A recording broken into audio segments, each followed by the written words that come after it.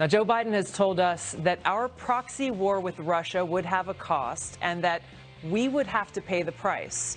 Well, we are. Europe is facing massive energy blackouts. How long before that's happening here in our neighborhoods? That's what's coming up next. Europe is in a massive energy crisis right now, with the price of electricity in France just hitting record highs.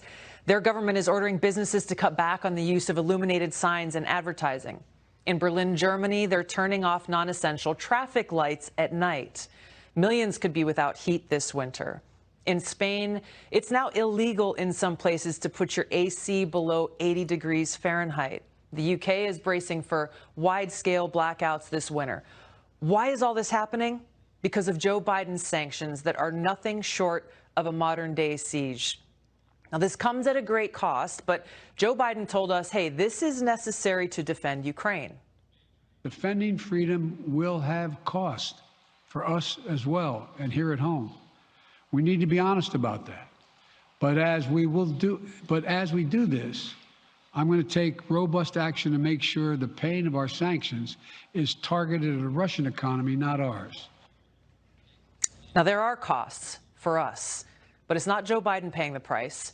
Vladimir Putin is not either. Russia's energy revenue is higher now than before the war in Ukraine began. This is a supply problem that Joe Biden created, one that Russia is now profiting from. There is no cost, no amount of death, destruction, and suffering that'll get in the way of permanent Washington fulfilling their agenda.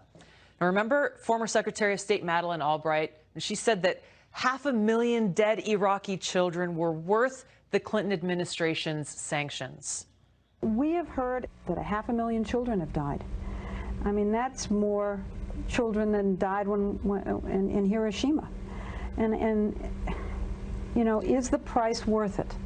I think this is a very hard choice, but we think the price is worth it. It is a moral question, but the moral question is even a larger one. Don't we owe to the American people and to the American military and to the other countries in the region that this man not be a threat? Now, despite their lectures and their crocodile tears, it's never been about morality. It's not about the people of Ukraine or protecting democracy. This is about regime change in Russia and exploiting this war to strengthen NATO and feed the military-industrial complex. Now, to Joe Biden, it's even about bringing about, quote, a new world order. We've got to lead it, he says. And he's trying to do just that, even if it means bringing us to the brink of nuclear catastrophe. Now, Lieutenant Colonel Daniel Davis is a combat veteran and author, and he joins us now. Danny, thank you so much for joining us. Thanks for having me, Tulsi. Talk to me about sanctions. You know, this is a word that politicians often throw out. It's their knee-jerk reaction to anything. We got to go punish them with sanctions. But who actually pays the price? Yeah, you know, we are absolutely addicted to sanctions. I mean, anyone talks about anything internationally, sanctions is the first thing that comes up before they even think about the ramifications or even the possibility that it could accomplish anything. And that's one of the biggest mistakes that we make, is that we don't understand that whether that tool can accomplish something or is it just something we throw out there. Now, in this particular case, I think it's really important to point out that if the president was asking us to potentially sacrifice something that could actually make a difference, that could potentially turn the tide of the war, that might be one thing. Potentially the cost would be worth it. But Tulsi, there is no chance, no military path that Ukraine can win this war. There simply isn't. We have to be honest about that. And so that if you keep these sanctions on there and they hurt us more than they hurt Putin, I mean, you hit it right on the head there.